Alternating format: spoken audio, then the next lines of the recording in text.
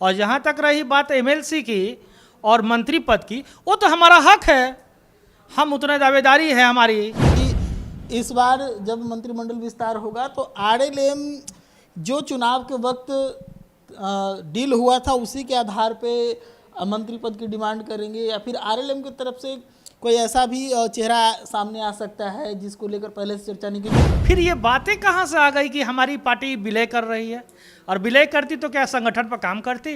ये पूरी ही बीजेपी को लेकर एक कहिए छवि बना हुआ है, या फिर लोगों में चर्चा है कि बीजेपी वो बड़ी मछली है जो छोटी मछलियों को खाती है, कहीं यही तो कारण नहीं बन रहा? आगामी 25 तारीख से ही जिस दिन बैठक था उस दिन से ही हमारे जिला में सदस्यता का और संगठन चुनाव के लिए शुरुआत कर दिया गया था। देखिए, इन दिनों मीडिया में और सोशल मीडिया में एक खबर खूब हिलोरे मार रही है कि उपेंद्र कुशवाहा की पार्टी राष्ट्रीय लोक मोर्चा का बीजेपी में विलय होने वाला है। क्यों?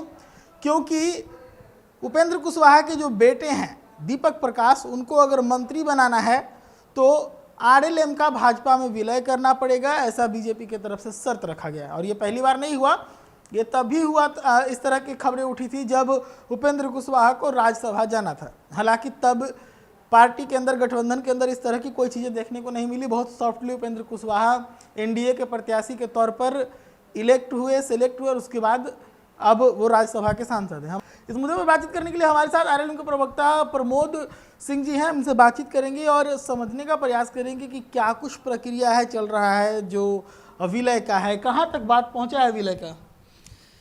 प्रशांत जी, सबसे पहले तो मैं आपके चैनल को नमस्कार करता हूं और सभी दर्शकों को नमस्कार करता हूं।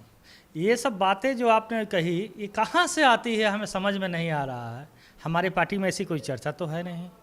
हाल ही में आपने देखा होगा कि हमारे माननीय राष्ट्रीय अध्यक्ष उपेंद्र कुशवाहा जी ने 25 तारीख के डेट में बैठक की, जिसमें पूरे 38 जिला का संगठन मजबूती को लेकर हमारे संगठन के लिए चर्चा हुआ। पूरा जिला से संयोजक और जिला अध्यक्ष लोग उपस्थित हुए थे, जिसमें हमारे माननीय प्रदेश अध्यक्ष आलोक सिंह जी भी थे और भी हमारे राष्ट्रीय पदाधिकारी लोग थे।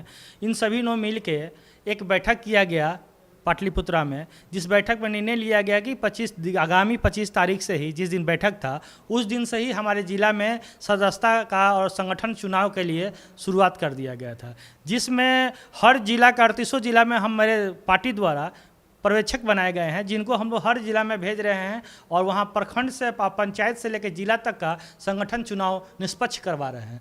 फिर ये बातें कहाँ से आ गई कि हमारी पार्टी विलय कर रही है? और विलय करती तो क्या संगठन पर काम करती? ये पूरी ही निराधार बात है और इस बात में कोई दम नहीं है। मीडिया द्वारा ये सब चलाया जा रहा है, ऐसी कोई बात नहीं है मेरे तरफ से। देखिए, आप इस बात को कितना भी नकारें, लेकिन एक चीज़ तो है, बीजेपी को लेकर एक कहिए छवि बना हुआ है, या फिर लोगों में चर्चा है कि बीजेपी वो बड़ी मछली है जो छोटी मछलियों को खाती है, कहीं यही तो कारण नहीं बन रहा? आपको याद होगा जब माननीय उपेंद्र कुशवाहा जी को राज्यसभा की सदस्यता समाप्त हुई थी, उस समय भी अटकनें आ रही थी कि वो अपनी पार्टी को विलय करेंगे तो उनको राज्यसभा भेजा जाएगा। क्या हुआ? आज हमारे पार्टी माननीय नेता उपेंद्र कुशवाहा एक कुशवाहा समाज के नेता हैं और एक बहुत बड़ा ही वोट बैंक उनके पास कुशवाहाओं का है। और आज भी बिहार के पूरे कुशवाहा समाज माननीय उपेंद्र कुशवाहा जी को अपना नेता मानता है।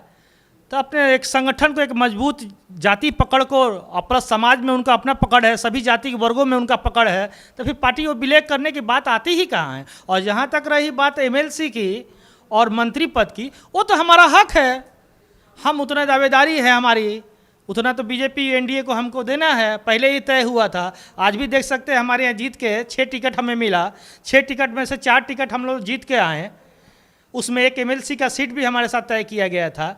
तो वही तो एमएलसी का सीट है जो हमारे दीपक प्रकाश जी को दिया जाएगा, या नेता निर्णय लेंगे जिन्हें भी दिए।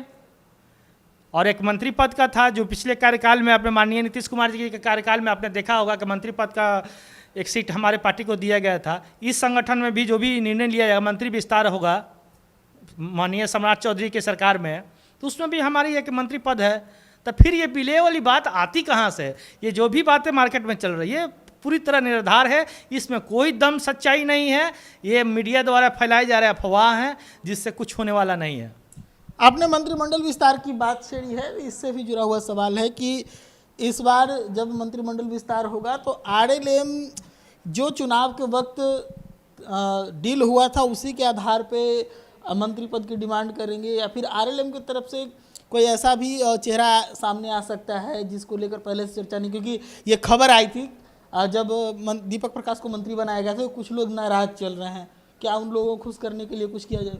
देखिए, माननीय मुख्यमंत्री सम्राट चौधरी की सरकार में ये तो निश्चित है कि हमारे दल से एक मंत्री पद है और राज्यसभा का एक विधान परिषद का सीट है, जो पहले चुनाव से पहले ये तय हो चुका था। और पिछले सरकार में भी आपने देखा था जो मंत्री पद का पद दिया गया था दीपक प्रकाश जी को, पंचायती राज मंत्री का पद। लेकिन सरकार हटने के बाद, नई सरकार सम्राट चौधरी के बनने के बाद फिर मंत्रिमंडल का जब विस्तार होगा तो पूर्ण रूप से हमारे पार्टी को एक मंत्रिमंडल मिलेगा।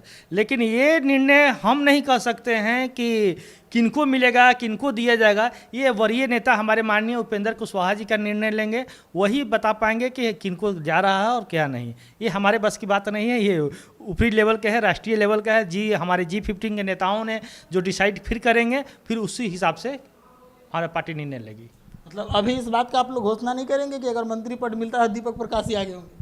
देखिए, इस बात की घोषणा हम नहीं कर सकते हैं, इस बात की घोषणा हमारे पार्टी संगठन करता है। पार्टी में हमारे G15 का एक ग्रुप है जो माननीय राष्ट्रीय अध्यक्ष उपेंद्र कुशवाहा जी के अध्यक्षता में चलती है, उसके द्वारा निर्णय लिया जाएगा कि पार्टी में किनको क्या किया जाए। ठीक है, तो इस बार अगर मंत्री पद हमारी मिलती भी है बिहार गवर्नमेंट में तो हमारे राष्ट्रीय अध्यक्ष निर्णय लेंगे किनको फिर से दिया जाए, और G15 के निर्णय जो भी होगा उसी के हिसाब से राष्ट्रीय अध्यक्ष भी निर्णय लेंगे। तो देखिए, हमारे साथ प्रमोद सिंह जी थे, हम इनसे बातचीत कर रहे थे उस मुद्दे पर जो इस वक्त बिहार की सियासत में हलचल पैदा कर रही है कि उपेंद्र कुशवाहा की पार्टी आरएलएम का बीजेपी में विलय होने वाला है। हालांकि इन्होंने साफ तौर पे इनकार किया है कि ऐसा कुछ भी होने वाला है, और जो सिनेरियो है उस पर हमारी नज़र बनी हुई है। कोई ऐसा अपडेट होगा तो हम आपके सामने पेश करेंगे। तब तक के लिए हमारे यूट्यूब को सब्सक्राइब कर लीजिए और फेसबुक को फॉलो कर लीजिए।